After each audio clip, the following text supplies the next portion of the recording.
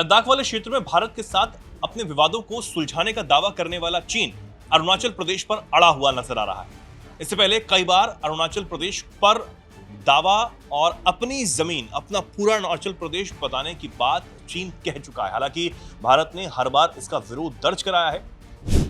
छठे दलाई लामा के नाम पर अरुणाचल प्रदेश में चोटी का नाम रखने के बाद से चीन और ज्यादा तमतमाया हुआ था।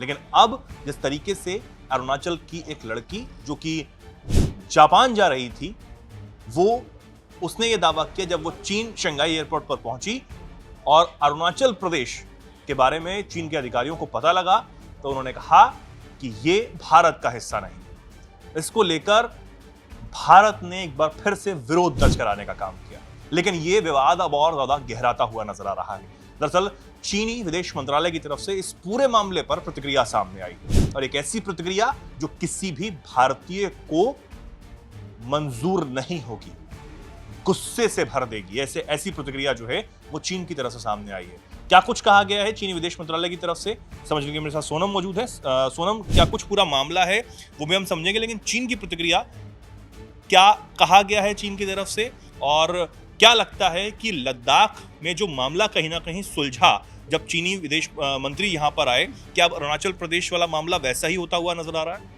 बिल्कुल। तो चेतन, यहाँ पर दरअसल चीन की तरफ से जो प्रतिक्रिया आई है उसके कई मायने निकाले जा रहे हैं।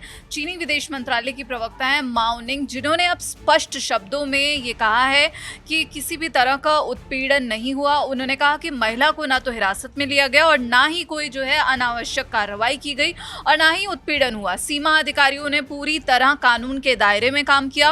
उन्होंने कहा कि यहाँ पर एयरलाइन ने उन्हें जो है विश्राम कक्ष, भोजन और इसी के साथ पानी मुहैया कराया था। और जो चीन का जो पुराना दावा यहाँ पर उन्होंने दोहराते हुए कहा कि जंगनान चीन का क्षेत्र है। चीन ने कभी भी भारत द्वारा अवैध रूप से स्थापित तथाकथित अरुणाचल प्रदेश को मान्यता नहीं दी है। तो यहाँ पर अब चीन की तरफ से ये बयान आना, जहाँ पर उसने दोहराया है कि जंगनान, जिसे वो जगनान कहता है, भारत इस क्षेत्र को, अब हम यहाँ बता दें कि अपना अभिन्न और अविभाज्य हिस्सा मानता है। लेकिन यहाँ पर चीन की तरफ से ये प्रतिक्रिया आना कि ये चीन का हिस्सा है, ये अपने आप में चौंकाने वाला है, क्योंकि सामने आ रहा था कि भारत और चीन के जो रिश्ते हैं, जो खटास की जो बर्फ है वो अब कहीं ना कहीं पिघलती हुई दिख रही थी। लेकिन इसी बीच अब चीन की तरफ से ये प्रतिक्रिया आना अपने आप में चौंकाने वाली खबर है और कहीं ना कहीं जो चीन है उसका जो दोहरा चरित्र है वो अब फिर से यहाँ पर उजागर होता हुआ दिख रहा है, फिर से वो एक्सपोज होता हुआ दिख रहा है। तो चेतन, यहाँ पर 21 नवंबर को वो लंदन से जापान जा रही थी। यूके में रहने वाली भारतीय नागरिक हैं पेमा। उन्होंने कहा कि जो उनका 3 घंटे का सफर था वो 18 घंटे का वो बहुत ही मुश्किल समय में बदल गया। और यहाँ पर जो है चीनी इमिग्रेशन अधिकारियों ने उनके पासपोर्ट को सिर्फ इस वजह से अवैध घोषित कर दिया था क्योंकि उसमें अरुणाचल प्रदेश जो है उनका जन्म स्थान बताया गया था। अब सोशल मीडिया पर उन्होंने कई तरह के पोस्ट किए। उन्होंने बताया कि कई घंटों तक उन्हें रोका रखा गया और इसी के साथ तब जाकर वो भारतीय वाणिज्य दूतावास से संपर्क कर सकी। और यहाँ पर जो है अब इस घटना पर चीन की तरफ से ये बयान आना कि हमने कानून के अनुसार काम किया है, वो भी ऐसे वक्त में जब भारतीय अधिकारियों ने कहा कि नई दिल्ली ने घटना वाले दिन ही जो है बीजिंग और दिल्ली में जो चीन एम्बेसी है दोनों जगहों पर कड़ा विरोध दर्ज कराया, जिसमें ये साफ तौर पर कहा गया है कि अरुणाचल प्रदेश बिना किसी शक के भारत का है, भारतीय इलाका है और इसके निवासियों को जो है भारतीय पासपोर्ट रखने और उस पर यात्रा करने का पूरा हक है। भारतीय वाणिज्य दूतावास शंघाई ने स्थानीय स्तर पर तुरंत हस्तक्षेप किया और यहाँ पर जो है इस महिला को पूरी मदद उपलब्ध कराई गई।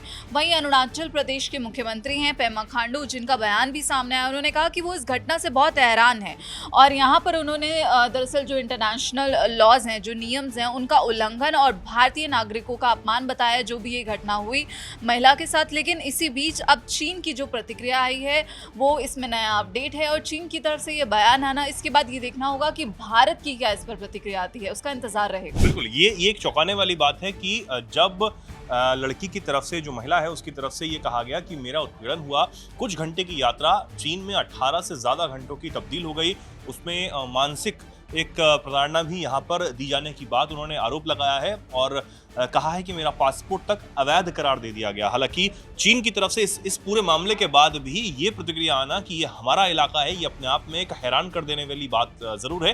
हालांकि अब ये देखना होगा कि भारतीय विदेश मंत्रालय और भारत सरकार इस पर किस तरह का एक्शन जो है वो लेती है। चीन पर कैसे इस पूरे मामले में विरोध दर्ज कराया जा सकता है, क्योंकि अरुणाचल प्रदेश का जो मामला है वो लगातार अब बढ़ता हुआ नजर आ रहा है। हालांकि जो चीन की नजर है, जो चीन की नीयत है, वो इसमें अब और ज्यादा साफ होती हुई नजर आ रही है। देखना होगा कि भारत सरकार इस मामले पर क्या एक्शन लेती है। फिलहाल आप इस पूरे खबर पर क्या राय रखते हैं, कमेंट सेक्शन में लिखिए। जो रहिए देखते रहिए दैनिक जागरण।